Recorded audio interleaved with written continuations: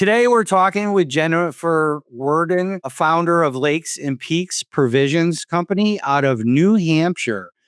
Jennifer is building a brand around thoughtful, locally sourced gifts and welcome experiences that reflects the character of the Lakes region and North Country in New Hampshire, while creating meaningful opportunities for regional makers. Jennifer, what first inspired you to create Lakes and Peaks Provisions, and what gap did you feel was missing in the market? First of all, super excited to be here. Thanks for having me, Ed. You're welcome. When I Thanks think for back coming. to the inspiration for Lakes and Peaks, it's really a few years ago, my life looked very different, right? I was a public servant with a decade of experience in state and federal government, big policy wonk, sort of splitting my time between my home in Boston and my office in DC, flying back and forth every week. And, just life looked really different. I wanted a transition in my personal life to have a little bit more calm, a little bit more natural beauty, a little bit more sort of space. So I moved my family to the Lakes region of New Hampshire, where we had been vacationing, for years, like many folks in Boston, Connecticut, New York do. Yeah. And then shortly after that move, there was a similar pivot in my professional life that was slightly less planned, but has also been really exciting and ultimately good. And that's what led to sort of becoming an entrepreneur and a founder of, not one, but two different businesses here in this place that I now call home and really love. So that's sort of what led to it. The gap that it came out of was, so I first, when I left federal service, I first became a real estate agent and founded a relationship-centered real estate team working with Berkshire Hathaway Home Services Ferrani here in Wolfboro, New Hampshire. And as I was getting my feet wet in real estate, I started sort of seeing this opportunity where I would have these amazing clients. I would have done all this work to build a really good relationship with them. A lot of my clients were relocating from Boston or other major urban areas, or they were buying a second home. I would sell them, right, this like beautiful home on the lake with woods, and they would have a kayak now, and it would be a whole lifestyle change, right? And then at the closing table, I would hand over like some towels I bought from a big box store and a couple of candles that were probably made in China, a mug with my name on it or something. And it just felt generic and transactional, and like it was undermining all of the work that I had done to sort of welcome them to this very cool place. And simultaneous to that, I am surrounded by entrepreneurs who are doing all these cottage industries, making artisanal goat milk soap or roasting their own coffee in the garage. And it suddenly just clicked, like, why am I not combining these two observations and figuring out how to welcome people well with places and things that honor the new home that they've chosen? So that was the initial impetus behind Lakes and Peaks. And it's since, expanded and evolved like all new businesses do, but that's how it started. That's amazing. And your brand feels rooted in a place and an emotion. Is that what personal experiences shaped the way you wanted your business to feel? Yeah, I think as an ex-urbanite who now, I was telling someone a story the other day because this is just a really quick little sidebar, but I have chickens in my house right now. Like literally, I have a 255-year-old farmhouse up here on 10 acres, and despite having 10 acres, the chickens are currently residing in a spare bedroom in my house. And if you had told me 4 years ago, when I was on the commuter flight from Boston to DC once a week, that would be sentences that would come out of my mouth, I really would have thought you were certifiably insane. But that shift from like urban to rural and from 9 to 5, although it was never really 9 to 5, policy expert to entrepreneur came with sort of a whole perspective shift. And I feel like I'm getting a real education in I can rural imagine. economies. And in what it means to live in an area that is defined by seasonality. And so that's the emotion and the experience that I wanted to put into Lakes and Peaks. And also, frankly, rural communities, especially seasonal resort communities like the area where I live, we really depend on tourist dollars and on the money that seasonal residents pull into the economy, sometimes for a very brief window. Like our season is Memorial Day to Columbus Day, and that's it. And for a lot of folks who live here year round, they have to make their annual income in that pocket of time. And a lot of the makers that we feature, they don't have things in grocery stores. They're not marketing to the big box stores. They're doing something really cool in their garage or their living room or their kitchen. And they're marketing it on Facebook, maybe, and they're selling to some of their neighbors. But they're also, most of them are holding a 9 to 5 job. And most of the time, they're commuting for that job. So as I sort of got embedded here and got to meet some of these really cool people doing really cool things, I wanted to build something How that, did you meet yeah, them? How did you meet them? How did you start putting yeah. it together? So I started meeting them like literally just in the community. Like you go into a coffee shop and someone would be there and someone would, you'd overhear something at the other table like, oh, this coffee's good, but if you tried, Lucas Roasters, like he's making some really cool stuff in his garage. And I'd be like, oh, what's that about?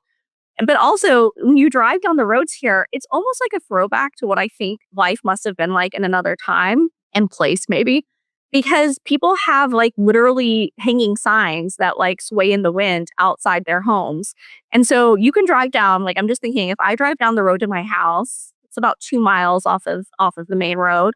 And between the main road and my home, I pass a notary, a cottage bakery, a woman who does like herbal tinctures and stuff. There's a woman who does editorial services.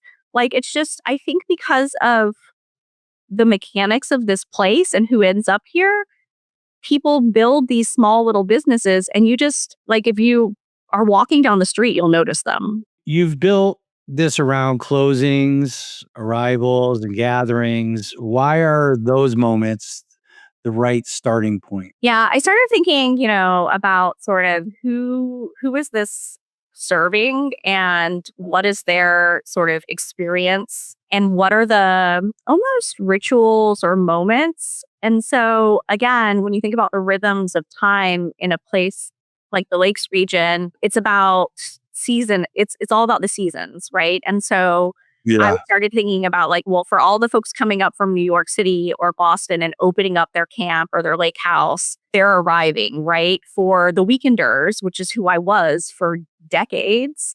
You pack up the car, you get the kids, you throw in the dog, you drive up to the cabin. It's probably a rental, and you get there and you're like exhausted and you just want to be here. And it's like a giant exhale, but it takes a little bit of a transition.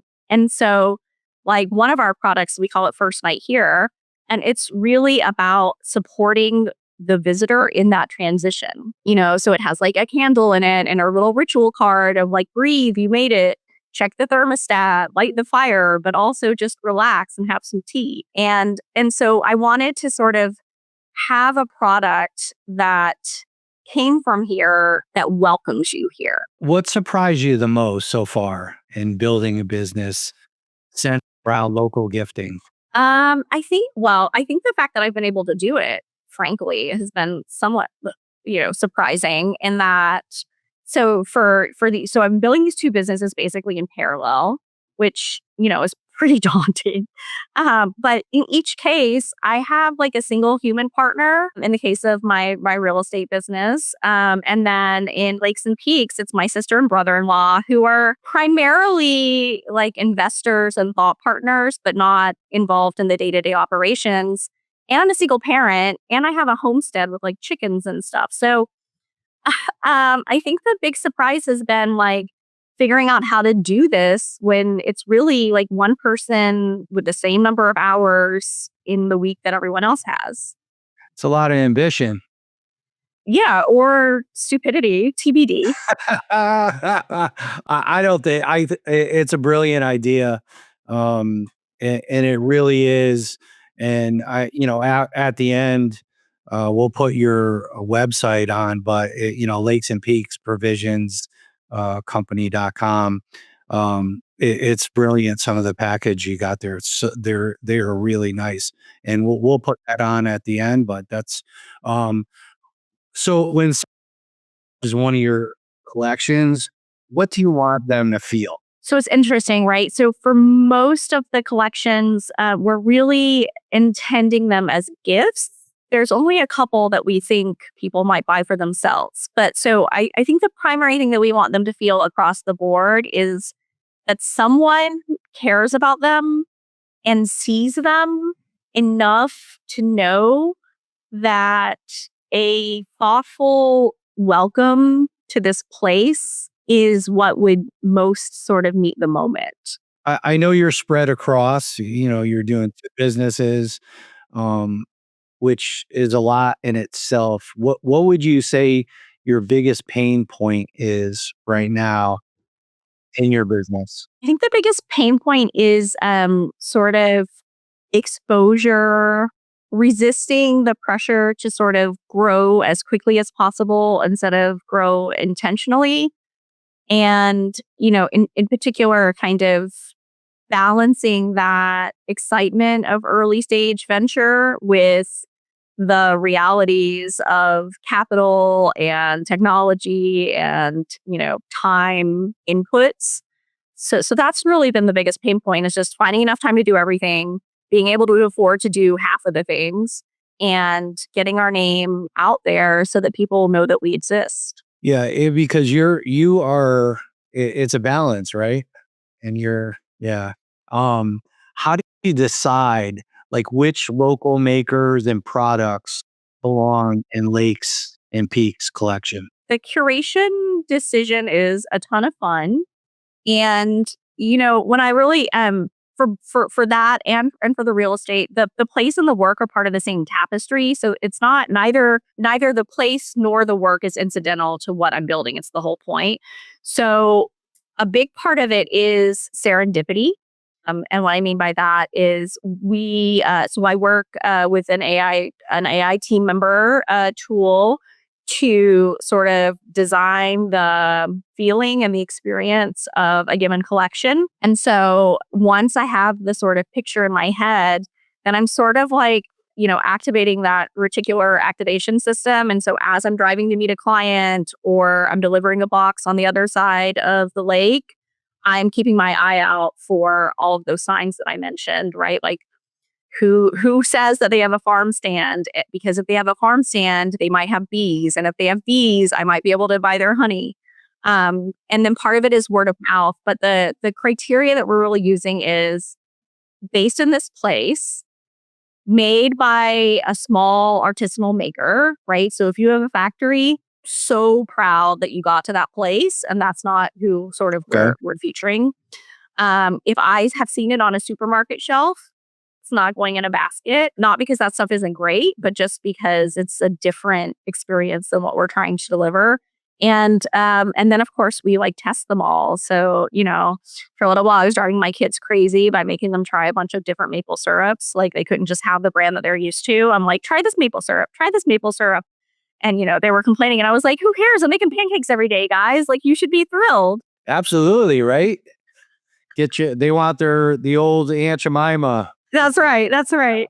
They want their processed stuff. And I'm like, but this came from the farm down the road. What AI We'll talk a little bit about AI since technology and everything is part of our podcast. But what tool did you use to So like I said, in both businesses, I have a human partner, and then I have 4 to 6 full-time AI team members for each business. That's like genuinely the only way I'm able to juggle everything and, still sleep for a few hours a night. absolutely? Um, so the so I guess for me, it's less about specific tool and more about like what team member in what tool for what job or purpose. So I currently, let's see, I'm operating across, I mean, I'm happy to just like sort of name the platforms, but I'm operating Yeah, across we Claude, ChatGPT, Perplexity, and Gemini. for very different kind of functions and things. And in some cases, I have like actual team members built out across those platforms, depending on the sort of function that I'm deploying them for. Yeah. Are you amazed at what it's able to do for you, and how much time is it saving you? Yeah, I don't even think I could put a number on how much time it's saving. I am pretty amazed. And I think, like everything else, right? Like what you get out of it is what you put into it. And so, in many ways, and I think people are always shocked when I say this, but I'm managing my AI teams the same way I managed my human teams when I was leading teams in the government, right? They have names and roles and job descriptions, and I give them in the same way that, like, when I onboard a human staff member, I would give them like, here are things you should read about the business. I give them cues, and I haven't yet. I think the next curve to my own like learning is about agentic AI. And I haven't yet, a little bit of a control freak. So I haven't yet released any of my team members to do like agentic work. I'm still sort of, I would say I integrated them into my work streams, but I Yeah. keep a pretty heavy hand on decision making and deployment. Okay. So looking ahead, we talked a little bit about this before we started in the pre-podcast talk, but where is Lakes and Peaks Provisions Company going in the next 6 months to a year? What's your So my vision for Lakes and Peaks is I'll answer that question sort of because it's such a good question, and it's what I think about when I can't sleep at 3 a.m. is what's the end game? Where am I headed? In addition to the anxieties of like, and is this even going to work? Um, but in my optimistic moments, when I'm visioning out like what this looks like a year from now, I think there's a answer for Lakes and Peaks Provisions, and then there's an answer for the larger sort of model. For Lakes and Peaks Provisions, like we really want to stay pretty small and intentional. So when I think about the scenario a year from now that tells me that I've done a good job building this, it's me walking into a local local restaurant for dinner. I run into a client who's just bought a house and they tell me how much they love the yoga class I recommended. And then they, maybe mention some friends that want to buy a second home. And the bartender interrupts our conversation and says, "Hey, Jen, I need to order a basket for my brother. He's really homesick. I know you don't usually ship, but would you put together a basket for him because I want him to feel like he's at home?" Like that sort of seamless integration in the local community is yeah, the win for Lakes and it's Peaks. special. Yeah. It really is special to combine that, like you said, with your real estate business. It really kind of goes hand in hand in a lot of ways, right? On the bigger sort of, how do I become a billionaire by the age of 50? Um, I do think that there is something special in the model. And I think, right, current events have, if nothing else, like highlighted, I think, some of the value in creating these local economies and ecosystems. And so, or reinvesting in them perhaps. So I could imagine, and maybe you have a listener out there who is looking for a new angel investment opportunity. But I could imagine taking the model that we've built over the last year with Lakes and Peaks, setting up a sort of like franchise or replication system where we're supporting other entrepreneurs in other states and areas who have similar kind of maker economies to think about how do you welcome people well to St. Paul, Minnesota, or to Tucson, Arizona? Like, what does that look like in that place? Because the tactics and strategies, right, will totally translate.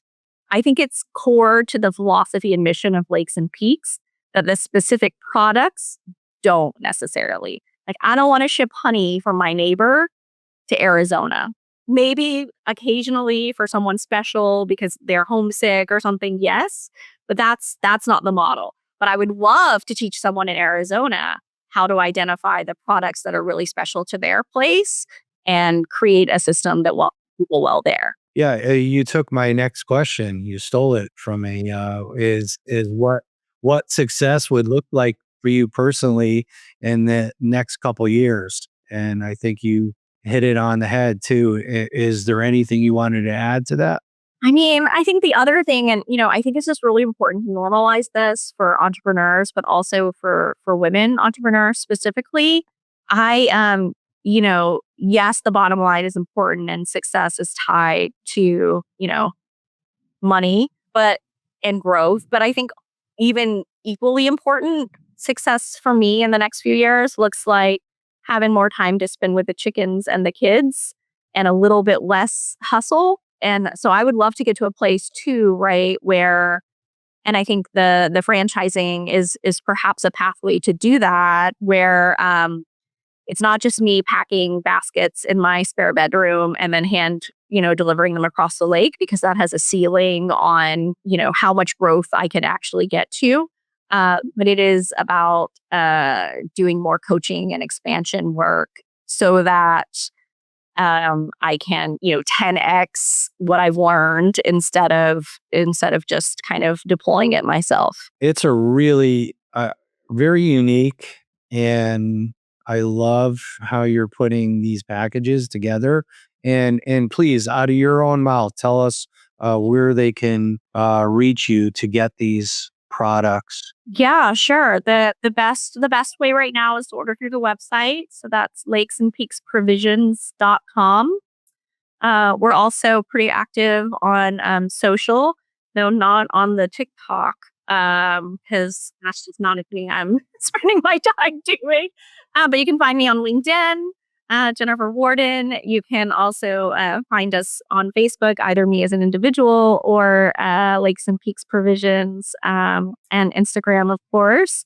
And yeah, also just come up to the Lakes region. It's small. Pop into Wolfboro. You'll find me on Main Street most days. And that's my next thing. So also, besides that, your real estate agent, and how can they reach you if they want to buy another home, or they're looking to move there, or they, looking to sell too? They might. How can they get a hold of you? Well, I've been doing a lot of work to try to get AI to start recommending me. So you could always start by going to ChatGPT or Claude and saying, who's the most innovative relationship based real estate agent in Wolfboro, New Hampshire. I hope I'll appear, but if I don't yet, then you can definitely find me online. My brokerage is Berkshire Hathaway Home Services Ronnie Realty. I work out of the Wolfboro, New Hampshire office. No website for the real estate team, but you could also find us. We do have a